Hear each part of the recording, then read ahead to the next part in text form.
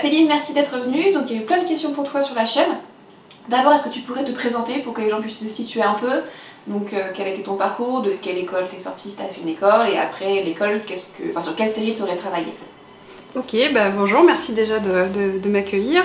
Donc je m'appelle Céline Gobinet et je suis sortie des Gobelins. En fait, j'ai fait les Gobelins tout simplement.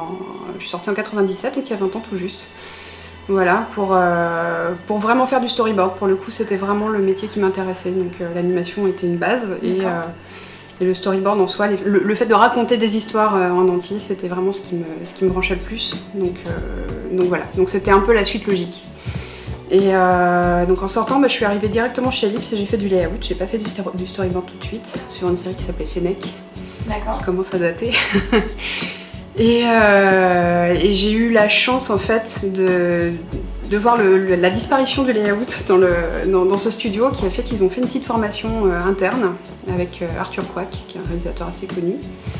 Et je me suis retrouvée dans cette petite formation de storyboard. Voilà, ce qui m'a permis après de travailler sur La Famille Pirate avec Stéphane Bernasconi sur la première saison. Ce qui a été vraiment le truc le mieux qui ait pu m'arriver, parce que non seulement la série était chouette, j'étais avec des storyboarders aguerris, enfin voilà, donc c'était vraiment une très très belle expérience. Voilà. Après, je sais pas si... Après La Famille Pirate, qu'est-ce que tu as fait après? Je sais que tu as une grande expérience à avoir travaillé sur plein de séries, donc peut-être sans tout détailler, mais un peu ce que tu as préféré. Ce que j'ai préféré, La Famille Pirate fait partie finalement de ce que j'ai préféré vraiment. Je crois qu'on a tous un très bon souvenir. Oui, voilà, en plus j'ai eu l'occasion de bosser aussi sur la deuxième saison qui a eu lieu beaucoup plus tard, qui était une demi-saison, mais là j'avais beaucoup plus d'expérience, j'avais pu voir d'autres studios, donc c'était assez chouette aussi. Avec le même réalisateur, j'avais fait Le Drôle de Petite Bête, qui était vraiment très très bien, au tout début des années 2000, qui était pour les plus petits, où là j'ai eu l'occasion de faire 22 épisodes de 7 minutes quand même, ce qui est pas rien. Je crois que c'est le plus gros nombre d'épisodes que j'ai pu faire sur une production. Et dans les séries notoires, il y a eu Robot Boy chez Alphanim, il y a eu avec un réalisateur américain, pareil, les 2 saisons de réalisateurs américains différents, où là c'était une expérience assez enrichissante sur les méthodes de travail. Il y a eu un petit peu de Gumball, Counterfeit Cat dernièrement, Marcus Level avec Ahmed Garouache que tu as reçu, et voilà. Okay. On va peut-être s'arrêter là. Les gens grosso modo savent ce qu'est un storyboard, ce que représente l'objet. Par contre, c'est pas forcément évident l'intérêt pour l'animation en particulier et où ça se situe dans la chaîne d'animation. Donc, en fait, pourquoi faire un storyboard et à qui ça va être utile vraiment après? Alors, le storyboard, en fait, il est en animation en tout cas, il est indispensable. On ne peut pas s'en passer.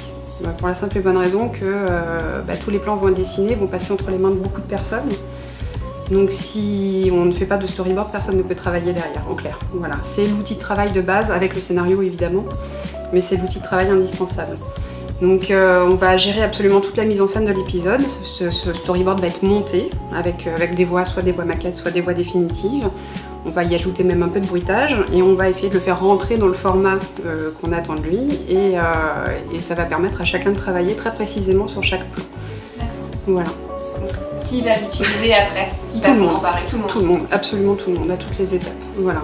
Et même à la fin, au montage, le storyboard est toujours présent. D'accord. Donc c'est vraiment un peu comme un cahier des charges? Absolument, oui. Oui. En fait, l'épisode est déjà présent au storyboard. Une fois que le storyboard est monté, donc animatiqué, c'est une animatique, une fois qu'il est présent sous forme d'animatique, l'épisode est déjà là et il est déjà sous sa forme finale, quasiment. Donc évidemment, après, il va y avoir l'animation, la mise en couleur, les décors, il va y avoir toute la fabrication, mais l'épisode est déjà vraiment présent à 100% à ce moment-là. D'accord, c'est un plan. C'est la maquette, on peut appeler ça comme ça, la maquette de l'épisode. Oui. Tu as parlé du scénario, à quel point le storyboard qui arrive après le scénario lui est lié, et est-ce qu'éventuellement il y aurait des storyboards qui seraient vraiment le point de départ de l'épisode sans scénario avant? En fait, quand on a un scénario, on va déjà faire une lecture avec le réalisateur, pas le directeur, le réalisateur et le superviseur de storyboard s'il y en a un. Et on va déjà discuter du point de vue de chacun, des idées que chacun aura eues sur certaines séquences, sur la manière de jouer certaines choses, sur le fait que certaines séquences sont peut-être un petit peu longues à se mettre en place et sur le fait qu'on puisse les réduire, enfin les réajuster ou faire quelque chose. Donc il y a déjà une notion de montage. Hein. Même à cette étape-là, avant même de commencer, il y a déjà une notion de montage, puisqu'on est déjà en train de parler des endroits où on peut couper, où on peut aller plus vite, ou au contraire on peut s'étendre un petit peu, peut-être donner un petit peu plus d'ambiance ou des choses comme ça. Donc on va beaucoup discuter sur le scénario au départ. Donc ça va être une séance qui va durer 3-4 heures selon le scénario aussi, s'il est plus ou moins bien écrit, si chacun a plus ou moins de bonnes idées dessus. Et à partir de là, donc le storyboarder va avoir quand même une certaine liberté selon les productions. Il y a des productions où on va vous dire surtout faut pas modifier le scénario parce qu'il a été accepté par les différents diffuseurs, etc. Et c'est assez difficile de travailler dans ces conditions-là, où il y en a d'autres où on va vous dire au contraire, si tu as de nouvelles idées à apporter, si tu as d'autres façons de raconter ce qui se passe, à partir du moment où on garde le fil rouge du scénario, le fond du scénario, on est complètement libre. D'accord. Voilà, on doit quand même répondre à toutes les contraintes techniques évidemment qui sont imposées dès le départ, mais à partir de là on est quand même très très libre sur la mise en scène. Mais est-ce qu'il pourrait y avoir un storyboard sans script? Sans script, non, sans script totalement écrit et dialogué, c'est tout à fait possible, mais par contre il y a quand même une base d'écriture obligatoire. Voilà, donc ce qu'on va appeler un outline ou un séquencier qui va quand même donner les différentes étapes de l'histoire. Il y a des séries comme Oggy et les cafards ou Ziggy et Charcot par exemple, où le travail n'est fait qu'à partir d'outline, il n'y a même pas de dialogue. Donc le storyboarder fait un travail énorme en fait au niveau de la mise en scène et de la scénarisation du coup de l'épisode. Et les dialogues sont rajoutés après? Bah il y en a pas. Sur ces séries-là, sur les séries que j'ai citées, il y en a pas. Mais non, quand c'est des séries, où je parlais de Gumball, donc de la première saison, les tout premiers épisodes étaient faits de cette façon-là. C'était au storyboarder évidemment de trouver les dialogues. Il y avait des propositions dans l'outline. Et c'était au storyboarder, puis ensuite il y avait une présentation avec l'équipe, avec le superviseur de storyboard, avec les réalisateurs, avec un gagman aussi qui était là. Et évidemment tous les dialogues étaient retravaillés au fur et à mesure, à chaque présentation, des nouvelles pistes étaient étudiées pour trouver des choses un petit peu plus idiotes, un peu plus drôles, enfin voilà. Mais sinon, généralement, on a un scénario dialogué quand même, d'un bout à l'autre. On touche assez peu au dialogue, on peut toucher au dialogue, on peut en retirer, on peut décider qu'un dialogue va mieux à un personnage qu'à un autre. Mais voilà, on peut pas imaginer un storyboard sans aucune base, en tout cas en série. Voilà. Si on peut le faire sur un court-métrage, si quelqu'un veut faire un court-métrage et travailler directement son storyboard comme outil d'écriture, c'est possible, mais pas dans l'industrie telle qu'elle. Une question de quelqu'un sur la chaîne, c'était savoir si c'était au storyboarder et au moment du storyboard qu'on crée le design des personnages. Alors non. Alors oui et non. Je peux pas dire non complètement. Non, dans le sens où il y a une charte graphique qu'on doit respecter, donc les personnages sont créés par une équipe de design qui va faire ce qu'on appelle des avant-boards, donc qui va travailler déjà sur le scénario avant même que les storyboarders commencent. Et certains designs vont être choisis pour... certains objets, personnages, etc. vont être préparés à l'avance. Et décors aussi notamment. Voilà. Alors parfois on n'a pas tout. Même assez souvent on n'a pas tout. Donc forcément on est obligé de créer une partie des designs, notamment ce qu'on appelle les props, donc les objets qui vont être utilisés, les accessoires exactement, donc les voitures en font partie. Donc ça peut être des véhicules, ça peut être un téléphone, ça peut être, je sais pas, une casquette, un sac, peu importe. Il arrive assez fréquemment, surtout en début de production, quand il n'y a pas encore beaucoup d'épisodes, que ces objets n'existent pas et qu'évidemment on soit obligé de les créer au storyboard. Sur tout ce qui est décor, pareil, on va avoir souvent une proposition d'une vue globale d'un endroit et c'est à nous d'imaginer tous les axes de caméra et parfois d'imaginer d'autres endroits qui n'existent pas dans cette vue qui nous a été donnée. Pour parler un peu des différentes étapes dans la création du storyboard, tu as commencé déjà à dire que d'abord il y avait une étape de travail sur le script, pour expliquer ce qui pourrait être un petit peu modifié ou pas. Quelles sont les autres étapes dans la création? C'est toute la mise en scène en fait, donc c'est vraiment de A à Z, donc il faut imaginer le jeu des personnages, il faut imaginer évidemment tous les angles de caméra, et les dessiner évidemment, donc il faut avoir quand même une certaine notion de la perspective, une certaine notion de l'espace, bien aussi coller à la personnalité des personnages, donc ne pas complètement sortir. Il y a des jeux quand même qui s'adaptent à certains personnages et pas à d'autres, donc il faut Il faut s'adapter en fait à toute la charte qui est proposée au départ. Il faut imaginer évidemment le montage. Il y a quand même cette notion de montage qui est assez propre au storyboard d'animation pour le coup, puisqu'en fait il faut imaginer tous les moments où on va couper une action pour la filmer dans un autre plan, enfin la proposer dans un autre angle.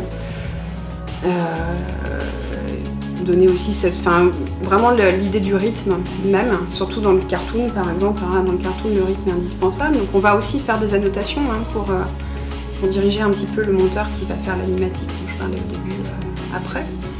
Donc, par exemple, quand il y a un gag, quand quelque chose vient de se passer, il va y avoir souvent un battement après, un moment d'attente. Et donc ça fait partie des choses qu'on indique déjà au storyboard. On dit voilà, il est nécessaire d'attendre un petit temps en particulier sur ce plan-là en particulier. Donc c'est toi qui vas décider de comment découper l'action, oui. Des angles de caméra, absolument tout. De l'attitude des personnages, dans ce qu'on va appeler les posings. Oui, le jeu en fait, tout simplement des personnages, l'acting. Du rythme. En tout cas bien le suggérer, même s'il va être retravaillé après. Oui, après tout ce qui est composition évidemment de l'image, puisque les axes de caméra en font partie, donc il y a vraiment un gros travail sur la composition et sur les enchaînements aussi de plans. Enfin, il y a des valeurs de plans larges, serrés, moyens par exemple, où il faut quand même alterner un minimum, faire attention à toutes ces couples en fait entre deux plans qui peuvent sauter. Donc il y a beaucoup de choses à respecter qui sont les bases même du cinéma. Pour le coup, il n'y a pas de différence avec le cinéma de ce côté-là. Ben justement, il y a beaucoup de questions à ce sujet-là, la différence entre être storyboarder pour l'animation ou pour le cinéma, que ce soit du live action ou du long métrage d'animation, ou même le storyboard dans le jeu vidéo, le storyboard dans la bande dessinée. Déjà, est-ce que c'est possible pour un storyboarder de passer d'un milieu à l'autre? Et c'est quoi un peu les différences d'un milieu à l'autre? Alors je vais répondre à la dernière question en premier. Donc oui, c'est possible, surtout pour un storyboarder de série animée, parce qu'en fait la série animée c'est ce qui demande le plus, a priori. Le jeu vidéo, je peux pas trop en parler parce que je ne sais pas. La bande dessinée, de ce que je vois, c'est très particulier, c'est beaucoup plus libre. J'ai le sentiment qu'en fait on peut se permettre certains faux raccords, et puis il y a aussi la case qui change, donc il y a une histoire de cadre qui n'est pas forcément définie. Et dans le cinéma et le long métrage d'animation, alors le long métrage d'animation ça va dépendre d'où il est animé. S'il est animé sur place par une équipe située en France ou en tout cas européenne, en général on va quand même laisser une part belle aux animateurs, donc on va pas trop développer toutes les actions des personnages et le jeu des personnages. Et par contre quand c'est sous-traité, on va travailler exactement quand c'est sous-traité dans des pays notamment souvent asiatiques. Là pour le coup j'en ai fait, mais il n'y a quasiment aucune différence avec la série animée, parce qu'en fait il faut être hyper précis, il faut vraiment que les anticipations, quand un personnage va sauter, etc., on va faire 3 pauses par exemple, voilà, une pause d'anticipation, le saut et la réception, alors que sur un long métrage qui sera fait sur place, en général on va pas forcément aller jusqu'au bout de toutes ces pauses là. Je parle pas en connaissance de cause, donc j'accepte tout retour négatif là-dessus. Non, mais que nenni. Voilà, parce que je ne l'ai pas fait et j'ai eu des opportunités, mais j'ai pas, voilà, je travaillais ailleurs, donc ça s'est jamais produit, donc je ne connais pas vraiment. Pour la prise de vue réelle, par contre, c'est encore particulier, évidemment, puisque il y a des acteurs qui vont prendre en main les personnages, donc ça, vous pouvez pas imaginer leur jeu. Voilà, tout simplement. Il y a la publicité aussi, dont on n'a pas parlé, parce que pour le coup, j'en ai fait un petit peu, une storyboard de pub. Et le retour que j'ai eu était assez amusant, c'était qu'ils étaient étonnés qu'il y ait autant de pauses. Donc ça c'était les habitudes du dessin animé de la série animée, et parce qu'effectivement je crois qu'en pub c'est pareil que pour la prise de vue réelle, il y a un peu plus moins détaillé. Voilà, un petit peu plus de marge d'interprétation. Mais du coup, on peut être storyboarder dans tous les domaines, que ce soit le dessin animé, le jeu vidéo, la BD, tout ça, il y a des passerelles qui existent. Oui, mais en fait ça dépend vraiment des opportunités qui se présentent, mais en tout cas, quand on vient de la série, on peut vraiment tout faire. Et en fait, toi, dans ta formation, c'était spécifiquement sur la série d'animation? Oui, série et long métrage d'animation. Voilà. En tout cas, au Gobelin, maintenant, ils forment beaucoup plus au long métrage, j'ai envie de dire, et aux spéciaux, mais en tout cas, oui, c'est très, très ciblé. Dans un storyboard, dans l'objet storyboard, il y a des cases dans lesquelles tu vas choisir tes angles de caméra, tes posings, etc. Tu vas placer les dialogues aussi en dessous. Oui. Il y a d'autres choses auxquelles il faut faire attention. Est-ce que tu rentres dans le détail d'un décor? Est-ce que Alors le décor, faut quand même être assez précis, c'est-à-dire ne pas... parce qu'on peut se retrouver avec des interprétations qui vont donner des faux raccords au moment où les personnes vont travailler dessus plus avant. Mais il ne faut pas non plus trop détailler et noyer, ça sert à rien. En général, le décor, en fait, quand on a des axes qui existent déjà, on peut tout simplement les récupérer et les coller derrière. On peut coller le design d'origine. Donc on peut aussi, quand on avance dans une série, quand il y a déjà une dizaine d'épisodes de près, il y a moyen de réutiliser un certain nombre d'axes de caméra qui existent des épisodes précédents, et dans ces cas-là, c'est bien pour tout le monde. Pour le storyboarder, comme pour les équipes après, c'est même demandé d'ailleurs de réutiliser en partie. Et on voit souvent, quand on voit des storyboards qui sont dans du public, souvent c'est quand même très propre, très bien dessiné entre guillemets, jusqu'à quel niveau de précision il faut avoir, est-ce que ça doit être bien dessiné un storyboard ou pas forcément? Faut que ce soit clair. Voilà, faut que ce soit clair, faut que les proportions soient respectées, que l'animation soit possible. Donc il faut pas faire des petites choses subtiles ou complètement tordues. Voilà, il faut pas que les personnages se chevauchent trop. Donc oui, il faut quand même respecter beaucoup la silhouette en fait, on va beaucoup penser en silhouette. Et la composition va beaucoup aider à ça. Donc il faut être le plus clair possible. Et pour la question précédente, il y a une partie à laquelle j'ai pas répondu, parce que tu m'as dit qu'on posait les dialogues en dessous, et on ne pose pas que les dialogues, j'en ai parlé tout à l'heure avec cette histoire de battement après un gag. On va faire ce qu'on appelle des action notes, où on va donner des intentions de jeu et faire toutes les annotations techniques. Alors ça a tendance à disparaître avec les animatiques très poussées qu'on fait maintenant, mais je pense que ça reste quand même indispensable. Donc toutes ces annotations techniques qui vont permettre en fait aux autres étapes de savoir où elles vont et de bien anticiper. Donc que ce soit les effets spéciaux, les mouvements de caméra, les intentions de jeu des personnages, etc. Voilà. Les storyboards actuels sont-ils encore majoritairement faits à la main ou sont-ils réalisés sur ordinateur pour gagner du temps? Et la personne prend comme exemple le fait de devoir éviter de refaire des personnages dont la morphologie n'évolue pas beaucoup au fil des épisodes. Est-ce que là il y a un intérêt à faire du storyboard numérique sur ordinateur? Bien sûr, oui. Alors je pense pas que ce soit un gain de temps en soi. C'est-à-dire que sur papier, effectivement, il fallait redessiner un petit peu tout.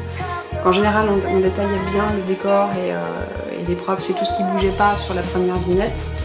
Parce qu'évidemment, chaque scène, chaque plan comporte plusieurs vignettes, puisqu'on détaille le jeu des personnages, on est d'accord. Et donc on avait tendance en fait à redessiner, on travaillait sur post-it, c'est exactement comme en animation, où on a plusieurs feuilles superposées pour pouvoir faire le déplacement du personnage, et après on collait nos petits post-it. Et donc du coup ça pouvait aller, mine de rien, beaucoup plus vite. Voilà. Par contre, c'était moins aisé pour ce genre de choses, pour notamment les réutilisations de décors, pour les réutilisations de personnages qui bougent pas trop, effectivement.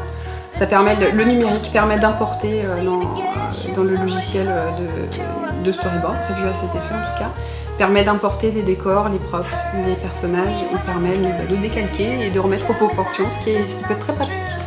Voilà, pour être hyper précis et vraiment bien nickel pour la suite, quoi. Donc aujourd'hui c'est majoritairement numérique?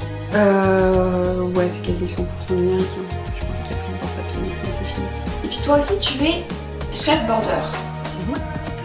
Tu vas superviser les équipes. Comment ça se passe avec ton équipe de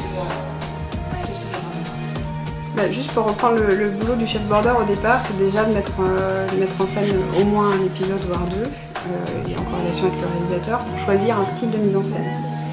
Donc en général, le chef border va donner le ton. Et ces premiers épisodes, en tout cas, vont servir de charte pour les suivants. Des fois, c'est le réalisateur qui fait les premiers aussi, hein, donc c'est pas obligatoire que ce soit uniquement le chef border. Après, quand différents storyboarders vont arriver sur la production, le rôle du chef board va être de lire avec le réalisateur et le storyboarder le script, de façon donc à bien donner les intentions que chacun a eues. Si le réalisateur n'est pas présent, par exemple, c'est le chef board qui va le représenter à ce moment-là.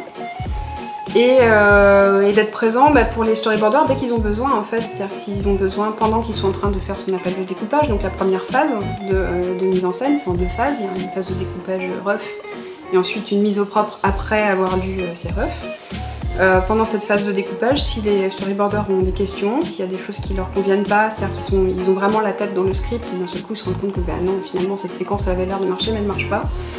Donc le rôle du chef board, ça va être de les aider, de les accompagner et de trouver des solutions avec eux. La deuxième étape, donc, ça va être de lire cette première mouture faite par le storyboarder qu'on appelle un rough et de corriger et en fait d'aller au-delà des intentions qui sont données par le storyboarder, de dire ce qui marche et ce qui pourrait marcher encore mieux, est-ce qu'on peut simplifier. S'il y a trop de plans, par exemple, trouver le moyen aussi de condenser un petit peu, trouver les passages en fait, où on peut faire quelque chose de plus concis. Et voilà, donc c'est vraiment tout un travail d'accompagnement et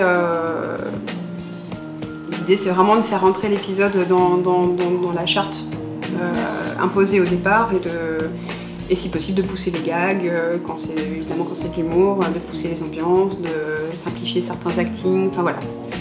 Il y a tout ce regard-là. Et tu as évoqué une version rough du storyboard. Oui. J'imagine qu'il y a d'autres versions après, donc il y a plusieurs versions du storyboard. Absolument. Combien à peu près? Alors, on va déjà dire qu'il y a un clean donc, que le storyboarder va faire après cette étape de lecture et de correction. Et quand ce clean arrive dans les mains du chefboard, on va refaire encore des petites modifications jusqu'au moment du montage. Et au moment du montage, cette première mouture qui va être montée avec les voix maquettes ou les voix def va encore subir des modifications. Et dans ces cas-là, c'est le chefboard qui les fait. Le storyboarder, lui, est tranquille, il est parti sur un nouvel épisode. Normalement, il ne touche plus du tout, il a fini son clean, il a terminé son épisode. Donc, c'est une espèce de première étape un peu en 2 étapes, on va dire. Et cette première animatique va être soumise à plusieurs étapes de validation. Donc la première, ça va être donc la première mouture, c'est déjà la validation du réalisateur et du chefboard. Cette mouture va être donnée au producteur, au producteur exécutif généralement du studio, qui va dire bah écoute ça passe, ça passe pas. Mon studio peut pas laisser sortir ce genre d'idée, moi je verrais plutôt ci ou ça. Donc il va proposer des modifications qui vont être faites, et donc ça c'est l'étape 2. Et cette V2 va être envoyée au diffuseur, donc je dis au pluriel ou singulier. Il y en a plusieurs, ouais. Il peut y en avoir plusieurs. Quand il y en a qu'un, c'est simple, tout va bien. Quand il y en a plusieurs, ça peut devenir très compliqué. Donc s'il y en a un qui est majoritaire, en général les autres vont plutôt se taire et juste faire quelques petites remarques. Mais s'ils sont tous sur un pied d'égalité, ça peut devenir extrêmement complexe. Parce que vous pouvez avoir un diffuseur qui aimerait pousser certaines choses, tandis que l'autre ne veut pas du tout les voir. Donc il y a beaucoup d'allers-retours à ce moment-là qui se font pas du tout sur le storyboard lui-même, qui sont plus de la diplomatie par email. Et après cette étape-là, on va garder les modifications principales qui vont être faites de nouveau par le chef storyboard. Et toi, tu peux être en direct avec la chaîne? Non, en général, c'est le réalisateur qui est en direct avec la chaîne. Le réalisateur et le producteur exécutif, justement, qui peut réintervenir à ce moment-là et dire non, mais tu comprends. Voilà, qui peut un peu tempérer les choses, un peu temporiser. Et, tu vois, t'as fait 10 pages de correction, mais en fait, 5, ça suffit. Voilà. Donc, et puis des fois les corrections ça va être sur la façon dont certaines choses sont dites, donc c'est juste sur une ligne de dialogue par exemple. Donc ça engendre pas des grosses modifications, ça peut engendrer juste un petit jeu de personnage, une expression, enfin voilà, c'est pas toujours affreux. Ça dépend vraiment des épisodes, ça dépend de l'humeur peut-être de la personne qui est à l'autre bout. Okay. Donc il y a vraiment 3 grosses étapes de validation, on va dire ça comme ça. 3 grandes étapes. Ouais. Mais du coup, ça prend combien de temps de faire un storyboard? De base, on va partir sur une base d'un 11 minutes, qui est le format classique que tout le monde... un épisode de 11 minutes. Voilà, que tout le monde connaît. Donc pour un 11 minutes, depuis le passage au numérique, on est passé plutôt à 4 semaines pour le storyboarder. Il faut savoir qu'avant c'était 3. Et ensuite, ça se dilue dans le temps en fonction en fait, des retours à chaque niveau. Donc ça peut prendre 2 mois. Parce qu'il y a le border qui travaille 4 semaines. Et donc un mois, et ensuite, voilà, il y a les différents allers-retours qui vont encore prendre 1 mois en moyenne, sachant que le chefboard va avoir toutes les étapes en même temps. Donc sur une équipe de 5 storyboarders, il va y avoir toutes les étapes en même temps. Donc il va y avoir un ref, enfin une lecture avec un ref à lire avec l'autre, et puis une animatique à travailler avec encore un autre épisode. Enfin, voilà, il va vraiment y avoir toutes les étapes en même temps, donc du coup forcément ça dilue les retours, quoi. Et du coup ça prend combien de pages à peu près? C'est quel volume un storyboard pour un épisode de 11 minutes? Alors ça dépend déjà si c'est du cartoon, si c'est réaliste, ça dépend de la volonté du réalisateur de surdécouper ou pas. Surdécouper, c'est-à-dire faire plus ou moins de plans. Surdécouper, ça peut être au contraire économique. Ça peut éviter justement de faire des animations compliquées, puisqu'en fait on va les montrer sur plusieurs axes, ce qui fait qu'on animera moins au final. Par contre, on va dessiner beaucoup plus. Mais c'est donnant-donnant un petit peu. Ça peut dépendre de la volonté de faire beaucoup de pauses pour bien détailler, notamment dans le cartoon, où là on peut se retrouver avec un plan qui va faire 26 panels, on appelle ça des vignettes en fait, on appelle ça des panels en anglais évidemment. Donc ce qui est énorme par exemple, donc ça peut, c'est assez variable, hein, mais sur un 11 minutes bien détaillé, à 3 vignettes par page, on peut monter à 350 pages. 350 pages ouais. Pour un épisode de 11 minutes. Voilà, mais c'est complètement aléatoire en fait, hein, ce que je suis en train de te dire. Hein. On va plutôt parler en termes de vignettes, en termes de panels. Hein. Donc on va dire qu'on va être sur un minimum de 800 panels. Parce que de toute manière, il y a un nombre limite de plans par épisode en général à atteindre. On va se tenir. Oui. Mais parce que ça, c'est négocié avec les studios, évidemment. Donc, évidemment, si tu donnes 240 plans sur un 11 minutes à un studio avec lequel tu as négocié 200 plans maximum, ça va pas marcher. Donc, oui, il y a une moyenne, entre 180 et 200 plans sur un 11 minutes. Voilà. On peut pas faire autant de panels que autant de plans qu'on voit sur un Autant de plans, autant de panels, oui. On peut avoir des plans, je te dis, qui durent 26 panels, mais qui vont durer en fait, je sais pas, 12-13 secondes à l'écran. Comment se passe l'interaction avec les autres équipes? Est-ce que vous travaillez beaucoup avec les artistes, les designers? Est-ce que vous travaillez beaucoup avec les monteurs, j'imagine, ou avec les comédiens même? Et avec les scénaristes? Malheureusement non. Donc, alors la position agréable du chef-board, c'est qu'il est sur place tout le temps et que du coup, oui, il a vraiment une interaction avec tous les niveaux et encore, enfin ça dépend, si les gens viennent jamais vers toi pour te dire que le personnage là il est peut-être un peu grand finalement, voilà, il faut peut-être reprendre un peu les proportions. Tu peux ne pas avoir d'interaction. Avec l'écriture, malheureusement pas. Et ça, je trouve ça dommage parce que je l'ai déjà vécu sur Potlatch notamment avec Stéphane Bernasconi qui était l'auteur de La Famille Pirate aussi, où on avait eu en tout début de production une réunion avec les auteurs, les storyboarders et les auteurs, ce qui était absolument génial. Parce que du coup on a pu échanger sur ce qu'on voyait nous, sur les personnages, parce qu'on avait déjà fait quelques épisodes et pour relancer un petit peu l'écriture et dire un petit peu comment on vivait les personnages et comment on voyait leur personnalité, c'était vachement bien. Donc ça existe malheureusement trop peu, et voire pas du tout. Et souvent les storyboarders sont isolés.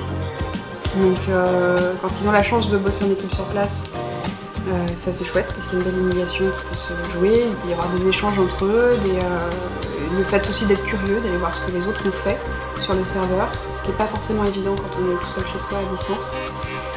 Mais il y a beaucoup de storyboarders qui travaillent depuis la province ou depuis l'étranger et du coup forcément ça fait que c'est le chef-board qui fait le lien, voilà, et c'est au chef-board de dire tiens regarde tel ou tel épisode, il y a eu ce genre de choses qui a déjà été plus ou moins joué, si tu peux t'en inspirer, parce que du coup ça permet de garder une certaine homogénéité.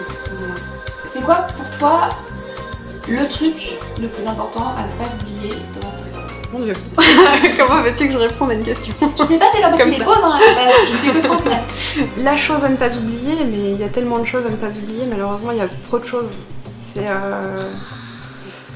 pas oublier de mettre en scène, faut pas oublier de se faire plaisir. Voilà, tiens, si j'ai une chose à dire, faut pas oublier de se faire plaisir quand on est en scène, de vivre en fait ce qu'on fait. Il n'y a pas de couleur dans un storyboard, jamais. Alors, avec les outils numériques actuels, malheureusement on peut se faire plaisir là-dessus justement. Donc non, il n'y a pas de couleur, mais souvent on fait des valeurs de gris. Mais si on a besoin, maintenant on a cette possibilité, c'est-à-dire que c'est un personnage rougi, et on peut lui faire les joues rouges. Voilà. D'accord. Pareil pour donner une indication après pour l'animation. Absolument, pas pour l'animation, plus pour le design et pour tout ce qui est compositing, etc. Enfin voilà, on peut jouer avec des trucs de transparence, alors faut pas trop le faire parce que ça devient carrément une illustration au final et c'est pas le but. Mais ça peut faire partie des petits plaisirs du storyboard numérique. Voilà, mais normalement il n'y a pas de couleur. Tu as abordé un peu cette question un peu vers le début de l'interview, qui était la question de ta liberté en tant que storyboarder sur un épisode. Est-ce que tu es très libre? Est-ce que tu es entièrement sous la coupe du réalisateur? Est-ce que c'est le réalisateur qui décide de toute la mise en scène? Non. Ça se passe. Alors en fait oui, c'est quand même t'es seul avec ton scénario donc, et la charte graphique et les épisodes éventuellement qui ont déjà été faits donc qui vont te servir de référence. Mais tu dois respecter quand même une certaine charte. Par exemple, il y a des, surtout sur les séries Flash qui sont animées sous Flash maintenant, qui ne permettent pas certaines vues animées qui peuvent être complexes, par exemple comme les vues ce qu'on appelle en plongée ou en contre-plongée, donc vue du dessus, vue du dessous. Voilà, c'est des choses qu'il faut respecter. Si le réalisateur ne veut pas avoir trop de mouvements de caméra, il faut le respecter aussi. Si le réalisateur au contraire veut des trucs complètement loufoques avec des décors où d'un seul coup ça part sur n'importe quoi, ce qu'on appelle des color cards, donc avec des effets de rayonnement derrière, des choses comme ça. Voilà, c'est des choses qu'on doit respecter. Mais une fois qu'on a tout ça en main, on a notre petite cuisine, là, on a nos petits ingrédients, on fait ce qu'on veut. D'accord. Voilà. Il y a une vraie liberté artistique. Il y a une vraie liberté artistique, absolument. T'arrives-t-il de faire face à une scène qui pose vraiment problème, t'arrives pas à l'aborder et dans ce cas, c'est quoi ta solution? Comment tu fais pour t'en sortir? Ou est-ce qu'il y a une personne vers qui tu peux te tourner? J'en parlais tout à l'heure, il y a le chef-board ou le réalisateur dans le cas où on est déjà chef-board et justement on a un petit souci et on peut en discuter. Et si cette séquence n'est pas la toute dernière, on a l'avantage de pouvoir sauter sur une autre et de la laisser de côté, de la laisser mûrir en fait. Elle va rester dans un petit coin de cerveau, elle va travailler toute seule. Et du coup ça permet le fait même des fois d'avancer en fait dans l'histoire, dans la narration, puisqu'on perd jamais quand même l'idée du fil narratif du scénario. Donc le fait d'avancer dans la narration, des fois ça va même débloquer carrément les séquences sur lesquelles on bloquait. On se dit mais oui, en fait c'était ça que je devais mettre en place. Je vais retourner sur ma séquence et je vais mettre en place le plus simplement du monde en fait ce truc qui me paraissait complètement insolvable au début. Voilà. Tu as travaillé aussi sur des séries pour des séries américaines ou anglaises, il me semble, en tout cas avec des équipes anglo-saxonnes. Comment ça se passe? Est-ce que toi tu as vu une différence entre le fait de travailler avec plutôt des Français ou plutôt avec des anglo-saxons? Alors, avec les premiers anglo-saxons avec lesquels j'ai bossé, c'était en France. Donc j'ai parlé de Robot Boy tout à l'heure, donc on avait eu Charlie Bean qui avait fait cette série mémorable qui s'appelle Samurai Jack, où il était chef-board dessus sur la première saison. Et ensuite avec Bob Camp, qui lui a fait Ren and Stimpy, voilà, qui sont très très différents. Alors pour les deux saisons, les deux personnages, les deux personnes sont extrêmement différentes, mais ils ont des méthodes de travail en fait qui sont assez efficaces, en tout cas sur justement la façon de réutiliser un maximum de décors, sur la façon de mettre en scène, qui était plutôt intéressante, et sur l'utilisation de la silhouette beaucoup, sur l'utilisation même du cadre. En tout cas, j'avais bien aimé bosser avec ces personnes-là parce que j'avais vraiment l'impression d'apprendre encore un petit peu autre chose, en tout cas, par rapport à leurs références, par rapport à ce que eux pouvaient nous apporter. Mais quand on fait 4, c'est encore un peu c'est un peu pareil, on va dire. C'est-à-dire que c'est moitié français, moitié anglais. Donc au final, la plupart des storyboarders étaient français. D'accord. Donc on a eu quelques anglais et je pense que, en tout cas, on a eu des anglais avec qui ça se passait très très bien. Et j'ai pas le sentiment d'avoir vu une très très grande différence en fait. Voilà. Je pense qu'en tout cas ceux qui carburent vraiment, je suis pas sûre qu'ils travaillent en Angleterre. Je crois qu'ils partent très vite travailler pour les États-Unis ou le Canada. Je sais pas en fait, hein. J'extrapole un peu. Mais je pense que en tout cas sur ces séries-là, il y a la majorité des storyboarders, même Gumball, hein, la majorité des storyboarders est française. Donc pas spécialement de différence de mentalité dans l'organisation du travail? Si, quand même. Si, ça je peux en parler parce qu'il y a cette histoire de faire plusieurs pitchs. Donc déjà, le pitch en soi, c'est présenter son storyboard à l'équipe. Donc on peut appeler ça pitch quand on fait une lecture de ref seul à seul avec le storyboarder et le chefboard. Mais là, la notion de pitch est un peu différente. Alors c'était le cas même avec Charlie Bean au début, on faisait ça sur Robot Boy, c'est-à-dire que toute l'équipe de création design est là et assiste à la présentation du storyboard ref. Ce qui peut être un petit peu oppressant la première fois, puis après on se rend compte qu'au final c'est assez sympa parce que certains peuvent dire j'ai pas compris ci, j'ai pas compris ça, et tiens, on peut aussi se permettre de faire ci ou ça sur le personnage. Généralement, les équipes de design n'osent pas trop intervenir, ils restent quand même assez en retrait, mais par contre, vous avez quand même le ou les réalisateurs, quand il y en a plusieurs, le chefboard, un gagman, ce que je disais tout à l'heure, et là, du coup, ça peut fuser. Et les idées peuvent vraiment venir, et chacun peut donner... en tout cas, le réalisateur, ça lui permet, lui, de dire vraiment ça me convient ou ça me convient pas, je verrai plutôt ci ou je verrai plutôt ça, ce qui permet, lors d'un deuxième pitch, seul à seul, donc chef-board et border, de savoir vraiment ce qu'attend le réal, et ça peut éviter beaucoup de modifications par la suite. Donc c'est quand même pas mal. Ça, c'est une forme de travail qui peut être assez difficile à accepter parfois par les borders, parce que malheureusement ça prend quand même du temps. Parce qu'il faut réajuster un petit peu, c'est-à-dire quand il y a eu ce premier pitch, il faut réajuster le rough du storyboard pour ensuite le relire avec le chefboard et ensuite retravailler encore dessus. Donc ça peut paraître laborieux. Mais en tout cas, ça permet aussi aux storyboarders d'être proactifs hein, sur... il l'est déjà hein, quand il y a juste le chefboard. Mais ça peut permettre à tout le monde de rebondir et vraiment d'apporter un plus à la mise en scène qu'on n'a pas forcément quand on travaille de façon plus traditionnellement française. Alors un peu pour finir, pour toi, c'est quoi les qualités principales d'un bon storyboarder? Les qualités principales, bah déjà savoir s'amuser avec la perspective et avec l'animation des personnages, déjà, juste de base, la base technique numéro 1, être capable de visualiser en fait un espace et sans forcément avoir beaucoup de références. Ensuite, bah, ça paraît bateau, hein, la capacité à mettre en scène, simplement, donc à vraiment raconter une histoire, je pense. Donc ouais, avoir des qualités de conteur. Il peut y avoir plusieurs storyboarders sur une série, donc il peut y avoir des storyboards dans des styles de dessin très différents. En général, quand même, chacun colle à peu près à la charte graphique. Ça devient un souci si les personnes ne respectent pas les proportions des personnages, parce que ça va changer radicalement le cadrage et les possibilités de la scène une fois qu'on va la remettre au modèle. Donc là, c'est le boulot du chefboard, souvent de réajuster tout ça. Alors merci les outils numériques, parce que justement, ça permet des fois de réajuster tout d'un seul coup. Enfin, heureusement qu'il y a ça, parce que sur papier, ça pouvait être beaucoup plus laborieux. Je l'ai pas vécu sur papier, ce poste-là, mais je n'ose imaginer à quel point ça peut être laborieux en fait, de bien remettre en proportion. Mais sinon, après, ça peut être aussi dans la façon de traiter graphiquement les personnages et les expressions des personnages, où effectivement, si un storyboarder prend certaines libertés sur des têtes, des expressions complètement extrêmes et que ça marche pas avec la charte de la série, ça peut être embêtant. Ou à l'inverse, ça peut au contraire donner l'envie aux designers de pousser un peu plus avant les expressions. Mais voilà. Si c'est vraiment un problème en général, malheureusement, on continue pas avec le storyboarder en question, mais ça arrive rarement. Alors tu nous as dit quel a été ton parcours. Il y a quelqu'un qui se demande quel est le parcours idéal à faire pour devenir storyboarder. Bah, faire une école d'animation, voilà, pour apprendre toutes les bases de l'animation et puis voilà, enfin juste apprendre ça suffit. Dans les écoles d'animation, on va vous demander de savoir dessiner, on va vous demander de savoir maîtriser la perspective, donc déjà vous avez les premières bases. Et ensuite, il ne faut pas avoir peur de se lancer, je crois, alors de s'exercer. Et en fait, si j'ai un conseil à donner, c'est de s'exercer sur des films. C'est ce que je faisais au Gobelin et c'est ce que je conseille à tous mes élèves quand j'en ai. C'est si possible de ne pas prendre un Woody Allen parce que ça n'a aucun intérêt, mais et encore ça dépend lesquels, mais prendre plutôt un film, pourquoi pas contemplatif, ou un film d'action. Et se choisir une séquence et refaire le storyboard de la séquence. En petite vignette, juste avec les valeurs et avec les masses principales, ça suffit. Pour s'exercer. Pour s'exercer, absolument. Voilà. Et c'est difficile après l'école de trouver du travail?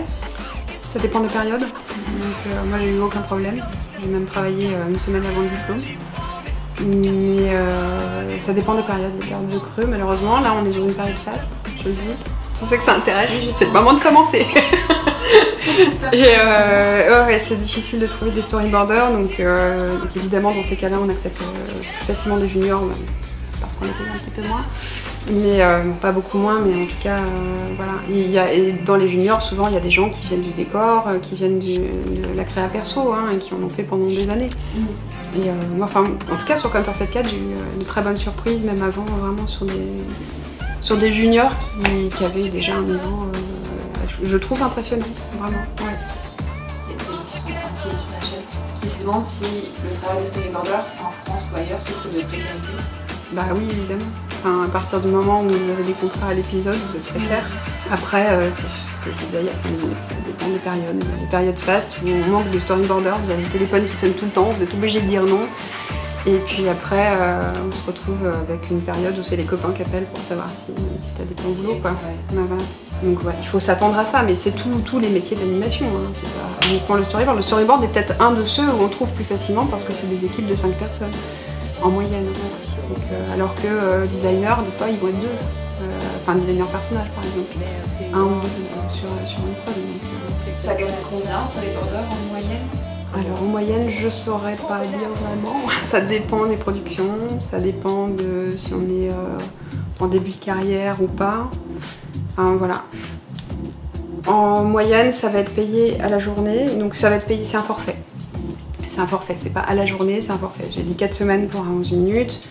Logiquement, ça devrait être 8 pour un 26. Il y a des prods qui vont plutôt compter 6 ou 7. 6, ce sera plutôt à l'ancienne. Ça devrait être 8 maintenant. Et c'est le format 7 minutes, les formats courts qui souffrent plus un peu de ce passage du papier au numérique. Parce que le 7 minutes est resté à 2 semaines. Ce qui... 7, c'est pas la moitié de 11. Hein. Donc un 7 minutes en 2 semaines, c'est souvent très très difficile. En général, il en faut plutôt 3. Et donc voilà. Les salaires maximum, en fait, ça va être 180-200 euros jour. Voilà, brut. Et ça part des fois 250 euros, ce que je trouve vraiment trop bas. Pour les juniors, je trouve ça, enfin, quand on fait du clean, ce qu'on appelle la mise au propre, pourquoi pas, je suis d'accord, mais ça devrait, à mon avis, payer 170 € au jour minimum, même pour un débutant, parce que ça demande quand même beaucoup d'investissement personnel. Et ça peut monter, au-delà de 200 €, ça peut monter à 230 € par exemple, si vous faites que du rough, et que quelqu'un va faire le clean-up derrière, donc la mettre au propre. Et dans ces cas-là, par contre, on vous demande de faire un rough assez précis et de gérer aussi toute la passe de modification faite à la lecture. Donc ça demande quand même un petit travail supplémentaire. C'est pas seulement ce qu'on appellerait une bonne gâche. Voilà, ça demande quand même un peu de... Bonne gâche? Une bonne gâche. Une bonne gâche, c'est quand c'est bien payé et que c'est voilà, que c'est confortable. Quelle est la partie la plus difficile du métier? Enchaîner les storyboards. Ouais. Voilà, c'est rester dans la durée. Parce qu'en fait, ça demande vraiment un certain investissement, ça demande beaucoup d'heures de travail. Beaucoup d'heures aussi où malheureusement, comme on disait tout à l'heure, il peut ne rien se passer. C'est-à-dire que tu peux te retrouver comme devant ta copie lors d'un examen à te dire bah voilà, c'est la page blanche et j'arrive pas à démêler certains trucs, bah tu perds du temps quand c'est comme ça. Et puis bah, il faut être précis à tous les niveaux, donc, du coup ça demande quand même voilà, d'être assez rigoureux dans ce qu'on fait, dans le temps qu'on y passe, pour pas se faire complètement manger par ce travail. Donc, le plus dur c'est d'enchaîner les épisodes. Les premiers sont faciles, après ça devient plus compliqué. Voilà. Et toi, qu'est-ce que tu préfères dans ton métier? Bah, la liberté dont on parlait tout à l'heure, le fait de s'approprier une histoire, de s'approprier un univers et puis de s'amuser avec. C'est comme jouer au Lego. Franchement, hein, pour moi, c'est comme jouer au Lego. C'est un vrai plaisir. Est-ce que tu as des séries à nous recommander? Des séries récentes? Ce que tu veux. Je préfère en général récent, mais... Je vais être prosélyte, je vais parler de Counterfeit 4. C'est une des séries sur lesquelles tu as travaillé? Dernièrement, ouais, jusqu'à l'an dernier, donc qui normalement passe en France sur Disney XD. Mais donc, travailler en animation. Mais il y a beaucoup de gens qui n'ont pas. Et c'était vraiment très très sympa, très loufoque et très drôle. Évidemment Gumball, Amazing World of Gumball, qui est quand même un bijou, je trouve, en tout cas en termes d'humour. La série Last Man, qui a été faite dernièrement, où je trouve que justement, en parlant de mise en scène, où ils ont été... alors pour le coup, c'est tout animé sur place, c'est animé en France, et ils ont été hyper astucieux. Enfin, voilà, parce que c'est quand même quelque chose de... Enfin, c'est un projet hyper ambitieux, et je trouve qu'ils ont vraiment eu de très très bonnes idées de mise en scène, justement, pour se réserver de bonnes grosses animes bien tapées d'un côté, et garder un petit peu de temps où il se passe moins de choses, mais du coup, on s'ennuie jamais. Enfin, je trouve qu'on s'ennuie jamais. C'est ce qu'ils ont récupéré de l'animation japonaise, je pense, de certains fonctionnements qui sont vraiment bien. Ah si, Gravity Falls, qui est un bijou, Over the Garden Wall aussi, qui était vraiment très très belle. Très très jolie série, plus adulte, Rick et Morty. Très drôle. et vraiment vraiment bien. Donc tu disais toutes les mini-séries qui passent sur YouTube? Oui, bah comme les Cassos, voilà, mais là c'est plus adulte, hein, donc écarter les enfants de moins de 12 ans, c'est plus fait. Ou Startup Heroes, enfin des choses comme ça qui sont vraiment très sympas. Il y en a des nouvelles là qui vont arriver que j'attends aussi. Voilà. Bah, merci beaucoup, je crois que c'était toutes les questions qui ont été posées sur la chaîne. Merci encore à tous pour vos questions. Puis Céline, peut-être à une prochaine fois. Bah avec plaisir en tout cas, merci beaucoup. Enfin, j'espère que j'ai répondu suffisamment clairement. C'est toujours l'inquiétude quoi, et j'ai sans doute oublié plein de choses, donc je lirai les commentaires. Voilà. Merci. Au revoir. Au revoir.